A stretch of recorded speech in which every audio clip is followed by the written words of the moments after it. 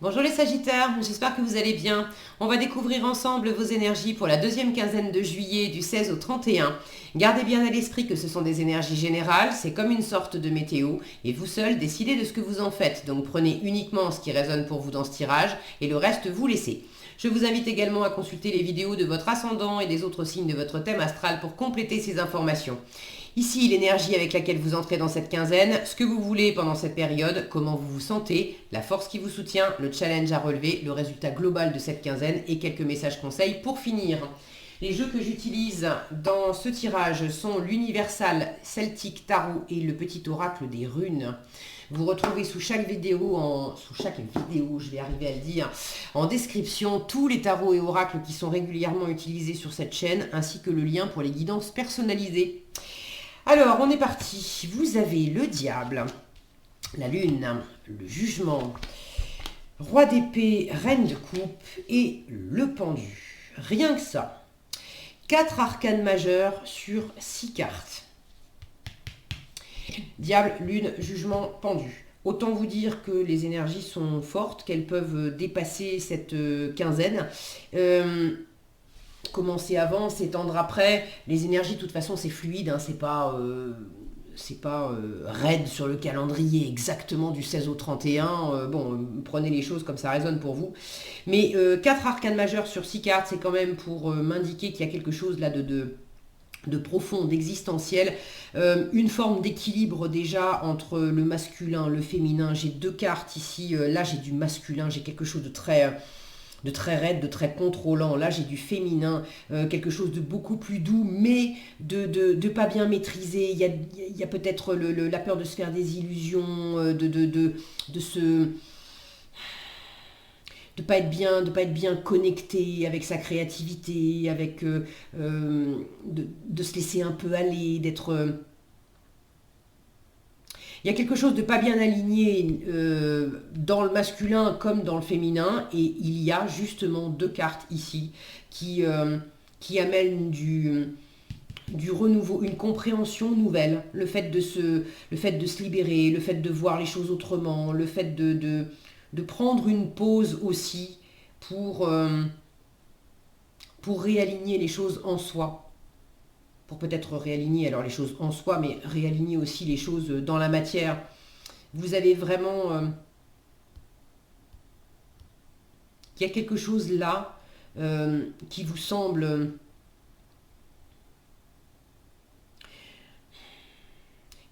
évident, ou si ça vous semble pas encore évident, vous sentez qu'il y a un truc qui vous appelle fortement et vous avez besoin d'examiner vraiment de près les choses pour que ça devienne clair, que ça devienne évident.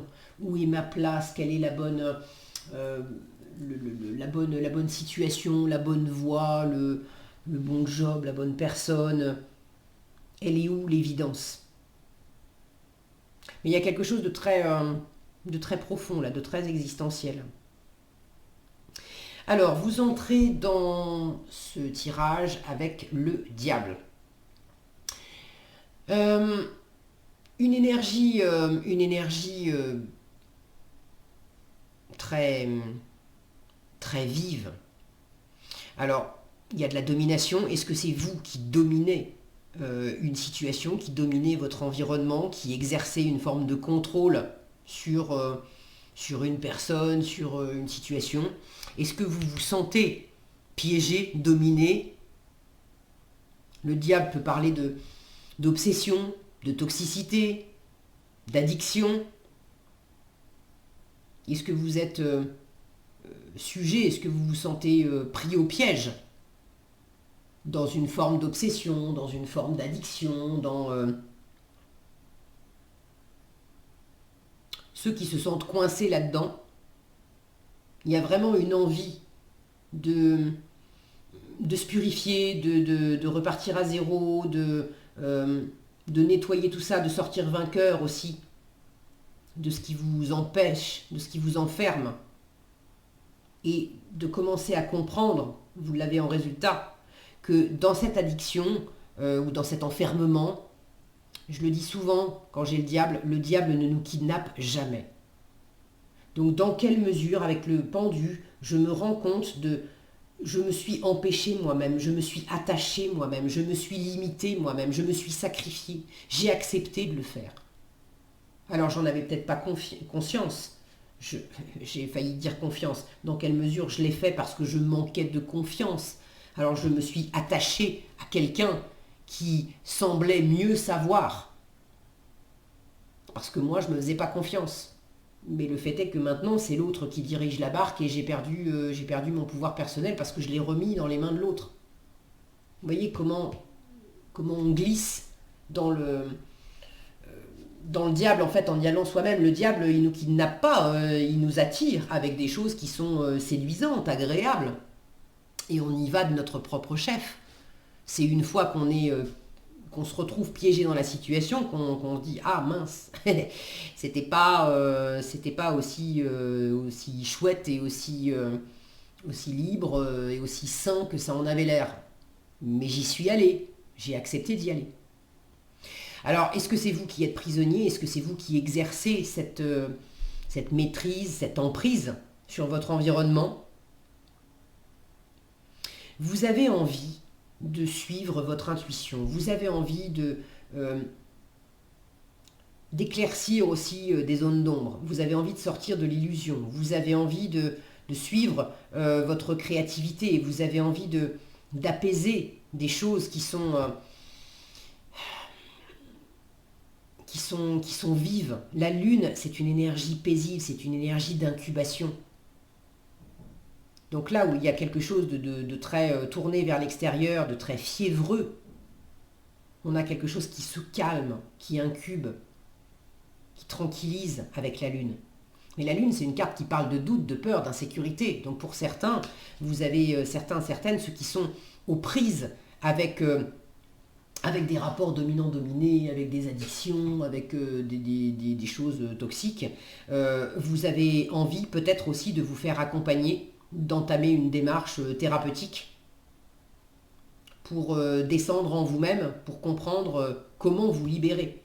Parce que ça, votre état d'esprit avec le jugement, vous avez envie de renouveau, de résurrection, vous avez envie de vous purifier, vous avez envie d'un éclaircissement. Regardez cette lumière qui perce les nuages sombres.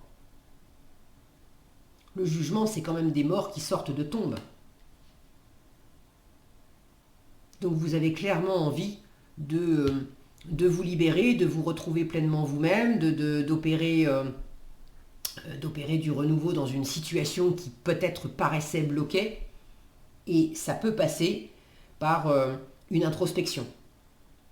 Ceux qui se sentent concernés par cet aspect développement personnel, introspection, vous faire aider, en force, vous avez un roi d'épée qui symbolise une personne sage, experte dans son domaine, qui saura vous aider à clarifier vos idées. Ça peut être justement le psychothérapeute qui sait opérer de mettre les idées en ordre, clarifier l'esprit, raisonner correctement entre guillemets. Alors, correctement, je n'aime pas ce terme-là, enfin cette façon de dire les choses. Il n'y a pas une bonne ou une mauvaise façon de penser, mais disons le roi d'épée, c'est quelqu'un qui peut vous aider clairement, oui, qui peut vous aider à voir clair. Là où vous êtes dans l'illusion, là où vous ne voyez pas, vous avez besoin d'apprendre à changer de point de vue pour observer comment vous vous êtes attaché et du coup comment vous pouvez vous libérer. Il y a un roi d'épée, symboliquement, c'est un roi, c'est pas nécessairement un homme, mais ça peut être une femme, mais quelqu'un qui maîtrise dans votre environnement, qui peut vous aider à voir les choses autrement, pour éclaircir vos idées, pour vous rassurer, pour aller à la rencontre de blessures intérieures que vous avez cherché à compenser avec une substance, avec une relation, avec quelque chose une sorte de piège qui s'est refermé sur vous. Et ce qui est challengeant, reine de coupe, c'est le fait d'être justement connecté à cette empathie, à cette sensibilité.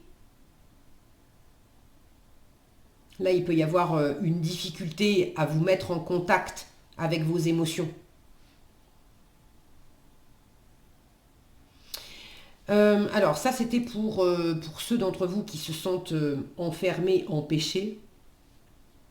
Sans aller jusque-là, il peut y avoir la notion aussi, sans avoir quelque chose de toxique ou de néfaste avec le diable. Le diable, dans ses côtés bien aspectés, là où il est fort, c'est dans la matière. Pour travailler, pour faire de l'argent. Alors, si je prends une autre lecture, ça peut m'indiquer que pour certains d'entre vous, vous êtes hyper investis dans le matériel, dans le financier, dans le boulot. Vous êtes à fond. Vous êtes peut-être même un peu esclave de toute cette frénésie de faire dans la matière. Et vous avez quand même envie de porter un nouveau projet. Il y a quelque chose qui incube. Et vous avez envie de sortir aussi d'un cycle où vous bossez beaucoup, vous avez beaucoup bossé, mais vous avez aussi besoin de vous reposer. La Lune, elle ne fait pas dans l'extérieur, elle incube intérieurement, donc intérieurement il se passe beaucoup de choses, mais dans la matière, quand on observe, la Lune, ça peut être la femme enceinte. Quand on observe une femme enceinte, elle est juste enceinte. Elle n'est pas nécessairement en train de s'agiter, elle peut être au contraire allongée dans son canapé. Même si elle ne fait rien dans la matière, intérieurement, son corps travaille beaucoup. Elle est en train de créer. Et pour pouvoir créer de la nouveauté, vous avez aussi besoin de vous mettre au repos par rapport à l'extérieur. Alors, c'est challengeant pour vous parce que le fait, là encore, d'être tourné dans cette intériorité, dans cet accueil, dans cette réceptivité, vous en avez envie, mais c'est pas facile pour vous d'y arriver. Alors, est-ce que c'est pas facile pour vous parce que vous avez du mal à vous connecter à vos émotions, à votre sensibilité, à votre intuition, à votre créativité? Ou est-ce que c'est challengeant parce que vous êtes très occupé dans l'extérieur?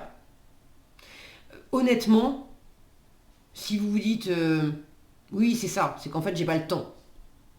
Pour moi, c'est une fausse excuse. C'est précisément parce que vous n'êtes pas très à l'aise pour vous connecter avec cette part intuitive et sensible que vous préférez vous donner à 200% dans des choses plus matérielles et plus extérieures. Et ça vous légitimez de cette façon le fait que ah bah oui mais tu comprends, j'ai pas le temps. C'est faux, je ne prends pas le temps parce que je suis pas très à l'aise sur ce terrain-là. Dans votre état d'esprit, le jugement, vous voulez, je vous disais, du renouveau, de la résurrection, vous voulez repartir à zéro, vous voulez une forme d'évidence aussi, de sentir clairement quelle est la bonne personne, quelle est la bonne voie, quel est le bon boulot, quelle est la bonne attitude intérieurement. Vous voulez vraiment vous sentir pleinement vous-même, vous voulez une forme de renouvellement. Il y a une forme de jaillissement, là, ce dauphin qui saute, qui sort de l'eau. Vous voulez que quelque chose que vous êtes en train d'incuber sorte enfin, jaillisse enfin. Et vous vous sentez peut-être empêché, entravé pour aller au bout de ce que vous portez, pour accoucher en fait d'un projet, d'une idée, de quelque chose. Alors, ce qui peut vous aider, c'est toujours pareil, de faire appel à quelqu'un de l'extérieur qui maîtrise son domaine. Le roi d'épée, c'est un expert. Alors, je vous ai parlé, pour ceux qui voulaient faire un travail de développement personnel, d'un psy, d'un thérapeute, mais pour ceux qui ont quelque chose, un projet qui est en train d'incuber et que vous voulez matérialiser, mais vous vous sentez bloqué, entravé, faites appel à un expert. Ça peut être un expert en immobilier, un expert bancaire, ça peut être toutes les professions de loi et d'ordre aussi, les juges, les notaires, les avocats, les personnes qui ont ce pouvoir de décider, d'ordonner, d'imposer, de clarifier, de trancher. Et ça peut être aussi vous. Là, on vous dit, tu es un cube, tu te sens limité, tu as l'impression que ça vient de l'extérieur, mais dans quelle mesure, en fait, c'est toi qui t'empêches toi-même, parce que tu ne te décides pas, parce que tu ne vois pas clairement. Là, on vous dit, appuie-toi sur ton discernement. Tu as la capacité de mettre les émotions de côté. Si vous sentez que émotionnellement, vous êtes un peu chahuté, vous ne savez pas trop comment vous positionner, mettez un instant les émotions de côté. Ça ne veut pas dire ne rien ressentir, mais mettez un instant les émotions de côté pour observer d'une façon plus froide, comme le roi d'épée, qu'est-ce qui a été fait, qu'est-ce qui n'a pas été fait, qu'est-ce qui a été dit, qu'est-ce qui n'a pas été dit, qu'est-ce qui existe là, de quoi je dispose pour avancer dans cette situation et de quoi je ne dispose pas. Peut-être, si vous vous sentez bloqué par rapport à l'extérieur, empêché, ça peut vous aider aussi de ne pas afficher vos doutes intérieurs, parce que des doutes, vous en avez, vous avez beaucoup de créativité, vous incubez, vous avez des idées, mais il y a aussi des choses qui vous déstabilisent. Ne pas le montrer, ça joue en votre faveur. Ça ne veut pas dire faire semblant de tout maîtriser et vous la faire à l'envers, à vous-même, à tout le monde, c'est pas ça. Mais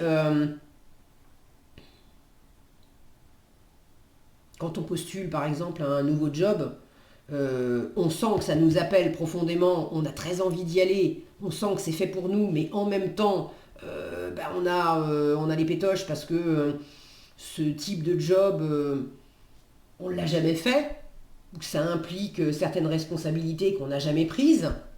Bon, c'est sûr que quand on va passer l'entretien, c'est pas ce qu'on va mettre en avant, nos doutes, nos peurs, nos insécurités.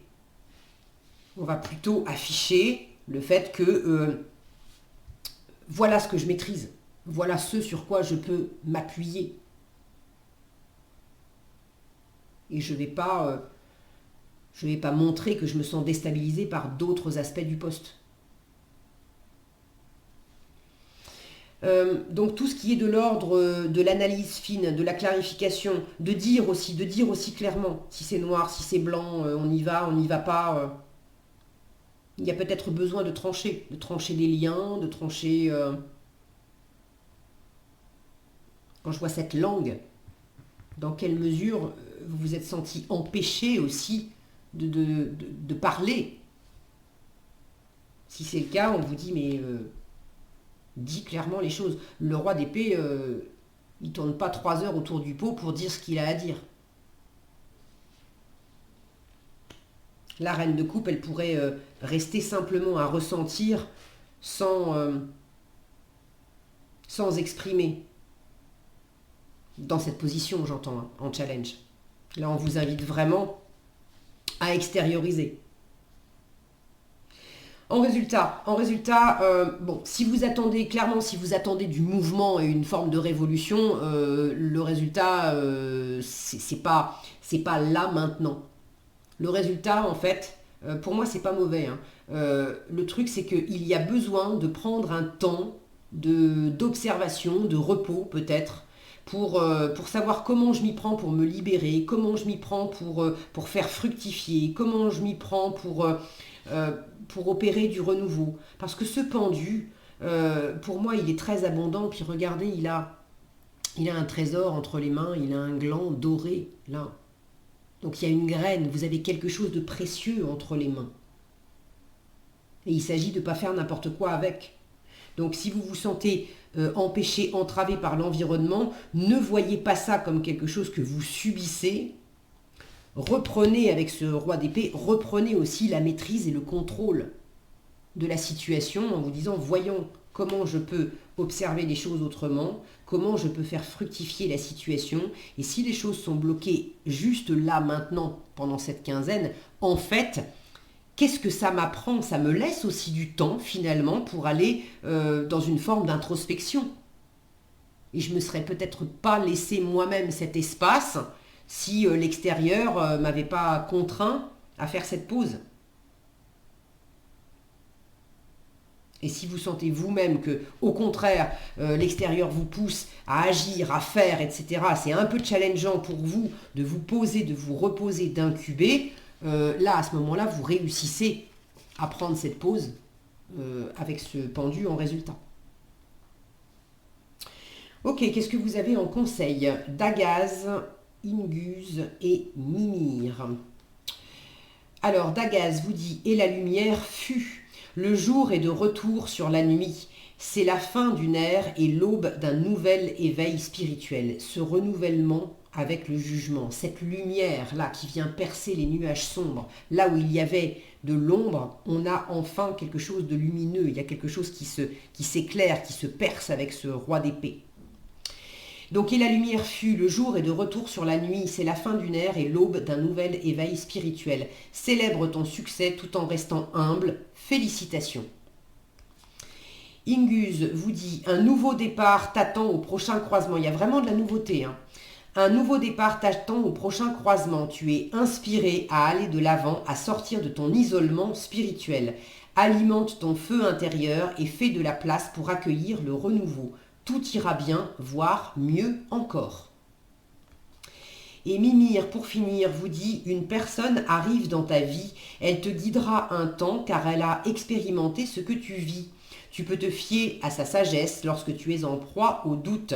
Un conseil extérieur est profitable de temps à autre. » Alors, quand on vous dit « une personne arrive dans ta vie », c'est pas nécessairement amoureux si vous pensez à ça. Moi, je pense à ce roi d'épée. Ça peut être une personne que vous rencontrez, ça peut être mais quelqu'un qui vous guide, qui a de la sagesse, qui a de l'expérience. Tu peux te fier à sa sagesse lorsque tu es en proie au doute et des doutes, vous en avez. Donc il y a quelqu'un, un conseil extérieur qui est profitable de temps à autre. Et là, vous avez un conseil extérieur à portée de main. Voilà ce que j'avais pour vous, les Sagittaires. J'espère que cette vidéo vous sera utile. Si elle vous a plu, je vous invite à la liker, la partager, la commenter. Et pour être averti quand je publie de nouvelles vidéos, il suffit de vous abonner et d'activer la cloche des notifications. Prenez bien soin de vous, passez une excellente quinzaine et je vous dis à bientôt dans un prochain tirage.